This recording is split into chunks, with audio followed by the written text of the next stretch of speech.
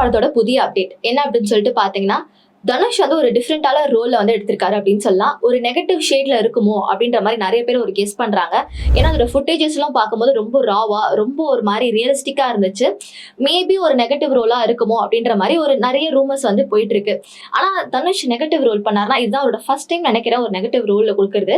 So பாப்போம் என்ன ரோல்ல இருக்கு அப்படின்னு சொல்லிட்டு. அதுக்கப்புறம் சொல்லிட்டு பாத்தீங்கன்னா இந்த படத்துல வந்து மமிதா பைஜு இவங்களுக்கு வந்து ஒரு டிஃப்ரெண்டான ஒரு கான்செப்ட் கொடுத்திருக்காங்க அப்படின்னு சொல்லியிருக்காங்க. அதனாலதான் அவங்க ஃபேஸே நாங்க இன்னும் ரிவீல் பண்ணாம இருக்கும்.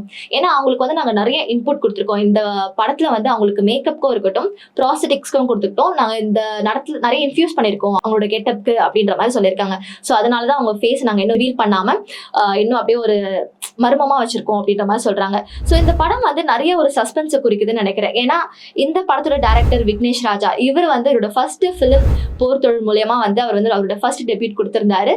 ஸோ அவரோட அடுத்த படமா இந்த காரா இருக்கும்போது இந்த படம் வந்து நிறைய சஸ்பென்ஸ் கொடுக்குது. மேபி ரிலீஸ் ஆன பிறகும் இந்த படத்துல பார்க்கும்போது நிறைய இன்ட்ரெஸ்டிங் இருக்குமோ அப்படின்னு தோணுது.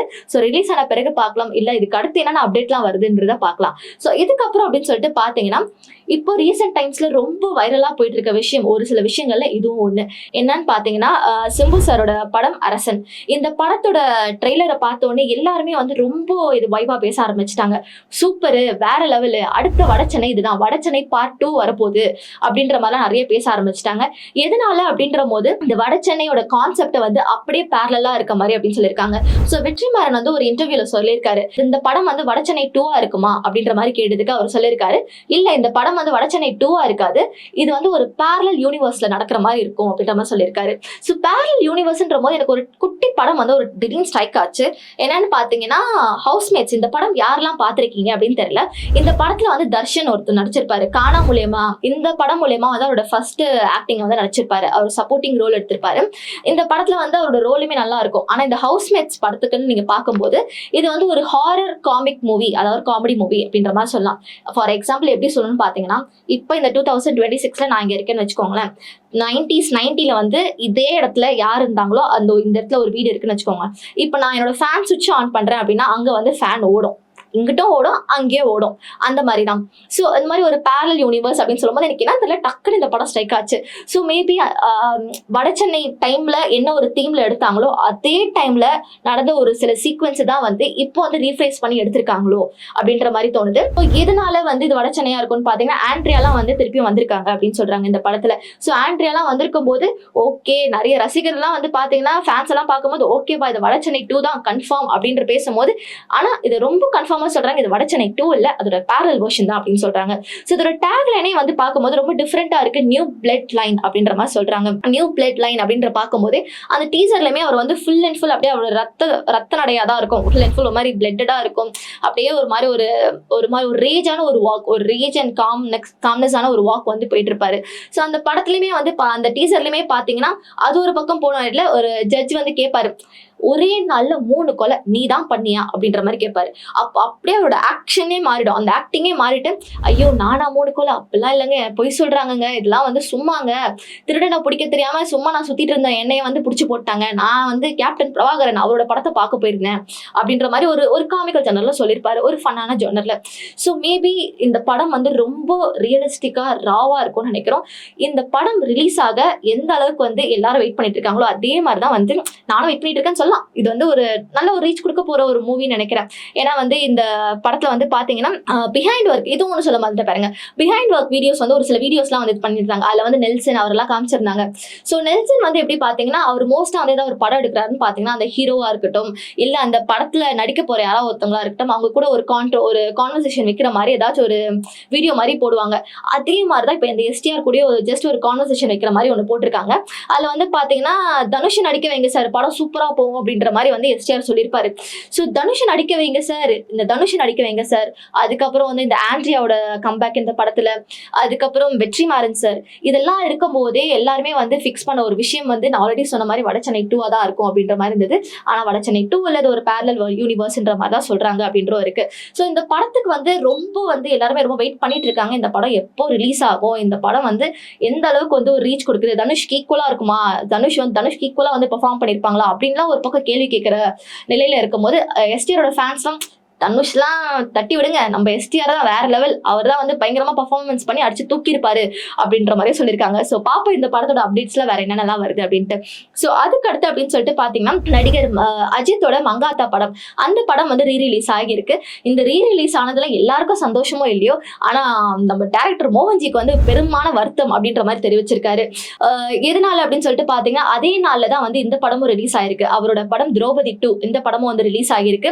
அவர் வந்து அந்த படத்துக்கு வந்து ரொம்ப இம்பாக்ட் கொடுத்திருந்தாரு, ரொம்ப எஃபர்ட் கொடுத்திருந்தாரு இந்த படத்துக்கு அப்படின்னு சொல்லலாம். ஏன்னா இந்த படத்துல வந்து இந்த படமே வந்து எடுத்ததுன்னு பாத்தீங்கன்னா ரொம்ப சீக்கிரமா எடுத்து முடிச்சிட்டோம். பட் இதோட விஎஃப்எக்ஸ்க்குலாம் வந்து ரொம்ப டைம் ஆச்சு. நியர்லி வந்து 1300+ விஎஃப்எக்ஸ் வந்து நாங்க இந்த படத்துல வந்து ஆட் பண்ணிருக்கோம்.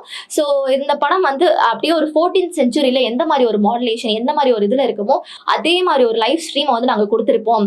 இந்த படத்தை வந்து நீங்க அந்த டைம்ல இருக்க ஒரு செஞ்சுரியை வந்து நீங்க ஃபீல் பண்ணலாம் அப்படின்ற மாதிரிலாம் இந்த படத்துக்கு வந்து நிறைய சொல்லியிருப்பாரு.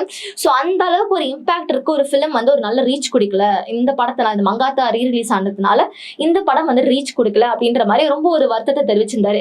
எனக்கு இப்போ ஒரு விஷயம் தோணுச்சு, ஏன் அப்படின்னு சொல்லிட்டு பாத்தீங்கன்னா இந்த படம் வந்து Jan 30 ரிலீஸ் ஆக போகுது அப்படின்ற மாதிரி ஒரு அரசல் புரசலாக ஒரு டாக் போயிட்டு இருந்தது. இவரே சொல்லியிருந்தாரு ஒரு நோட்ல, இந்த மாதிரி வந்து நாங்க Jan 30 தான் ரிலீஸ் பண்ற மாதிரி இருந்துச்சு, பட் சடனா வந்து Jan 23 ரிலீஸ் பண்றோம் அப்படின்றதுனால வந்து தெரி படத்தை வந்து ரிலீஸ் பண்ணாதீங்க, இப்போதைக்கு ரீரிலீஸ் பண்ணாதீங்க அப்படின்ற மாதிரி ரெக்வஸ்ட் பண்ணியிருந்தாருன்னு அவரே சொல்லியிருந்தாரு.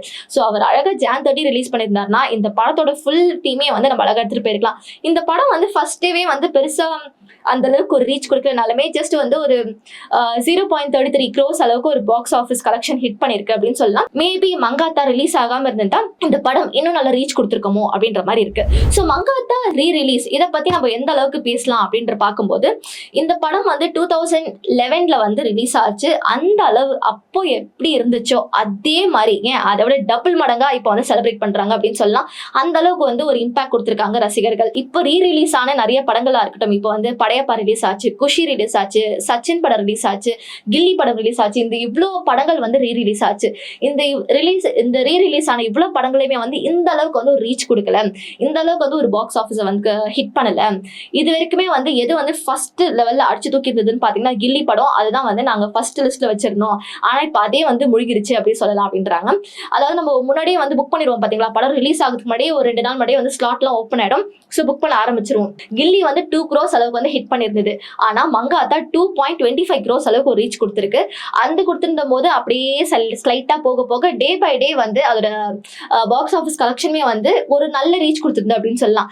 அந்த டைம்லயே வந்து ஒரு 1000+ ஸ்கிரீன்ஸ்ல வந்து ஃபர்ஸ்ட் டைம் அந்த ஃபர்ஸ்ட் டே ரிலீஸ் பண்ணுவாங்க பாத்தீங்களா, அந்த டைம்ல வந்து 1000+ ஸ்கிரீன்ஸ்ல வந்து ரிலீஸ் பண்ணியிருக்காங்க. அதுக்கப்புறம் ஒரு நோட்டேஷன் வேணும்ல, ஒரு கொட்டேஷன்ஸ் வேணும்ல. ஸோ அந்த டைம்ல பார்க்கும்போது 370 ஸ்கிரீன்ஸ்ல வந்து வெளியிட்ட போது 25 crores அளவுக்கு வந்து ஏர்ன் பண்ணாங்க அப்படின்ற மாதிரி சொல்றாங்க. ஸோ மங்காத்தா ரீரிலீஸ் இல்லை, இப்போதான்டா ரிலீஸ் அப்படின்ற மாதிரி இந்த ஜென்சி பசங்களுக்கும் சரி அப்ப இருந்த பசங்களுக்குமே சரி ஒரு நல்ல ஒரு வெயிட் அப்படின்ற மாதிரி சொல்லலாம். ஸோ அதுக்கப்புறம் பாத்தீங்கன்னா நம்மளோட ரவி மோகன் சார் அவரோட அப்டேட் என்னன்னு சொல்லிட்டு பாத்தீங்கன்னா அவரோட அடுத்த படம் இப்போ வரப்போட படம் இப்போ அவரோட டீசர் கூட ரிலீஸ் ஆச்சு. என்னன்னு பாத்தீங்கன்னா கராத்தே பாபு. இந்த கராத்தே பாபுன்றது யாரு, இது எதனால வந்து இந்த பேர் வச்சாங்க அப்படின்ற மாதிரி பார்க்கும்போது சண்முக பாபு அப்படின்ற ஒருத்தர் இருந்திருக்காரு. அவர் வந்து ஒரு எம்எல்ஏவா இருந்திருக்காரு. ஸோ அவரைதான் வந்து காப்பி பண்ற மாதிரி அவரோட ரோலை தான் வந்து நம்ம ரவி மோகன் சார் வந்து எடுத்து பண்ற மாதிரி காமிச்சிருக்காங்க. இட்ஸ் a கைண்ட் ஆஃப் ஒரு ரியல் இன்சிடென்ட்டை வந்து ஒரு இன்ஸ்பிரேஷனலா வச்சு ஒரு படத்தை எடுத்திருக்காங்க. பட் இட்ஸ் நாட் அப்படியே ஒரு கேட்டிகாப் மாதிரி இல்லை. அந்த படத்தை அந்த இன்ஸ்பிரேஷனை வச்சு தான் எடுத்திருக்காங்களே தவிர்த்து அதை அப்படியே காப்பி பண்ண மாதிரி இல்லை. ஜஸ்ட் அவரோட திங்ஸ்லாம் எடுத்திருக்காங்க. ஆர்கே நகர்ல வந்து அவருக்கு சண்முக பாபுன்ற ஒரு பேர் இருந்திருக்கு. ஆக்சுவலா அவருக்கு அந்த நிக் நேமா வச்சதே வந்து கராத்தே பாபுன்ற மாதிரி வச்சிருக்காங்க. ஸோ அந்த டைம்ல அந்த 17 வயசுல என்னென்ன விஷயங்கள் நடந்துச்சு அப்படின்ற மாதிரி ஒரு இன்ஸ்பிரேஷனலா கொஞ்சம் ரைட்டா எடுத்திருப்பாங்க. ஸோ இந்த படத்தோட டைரக்டர் யார் அப்படின்னு சொல்லிட்டு பாத்தீங்கன்னா நம்ம டாடா மூவி எடுத்திருப்பாங்க பாத்தீங்களா, கெவின் நடிச்சிருப்பாரு. அந்த படத்தோட டைரக்டர் தான் அவரோட ஃபர்ஸ்ட் மூவியுமே அதுதான். ஆஸ் அ டைரக்டரா அவரோட ஃபர்ஸ்ட் மூவியுமே அதுதான். அந்த படம் வந்து ஒரு கமர்ஷியலா நல்லா கொடுத்திருப்பாரு. ஒரு கமர்ஷியல் வந்து நல்ல ரீச் கொடுத்துச்சு. அந்த படம் வந்து ஒரு நல்ல ஸ்மூத்தான ரோல், எந்த இடத்துலயுமே வந்து நல்லா இல்லப்பா இது இப்படி எடுத்திருக்கலாம் அப்படின்ற மாதிரி நம்ம சொல்ல முடியாது. ஒரு மாதிரி நல்லா கொடுத்திருப்பாங்க. ஒரு வியூவரா பார்க்கும்போது எனக்கு அந்த படம் ரொம்ப பிடிச்சிருந்தது. அந்த படத்தை நல்லாவே எடுத்திருப்பாங்க.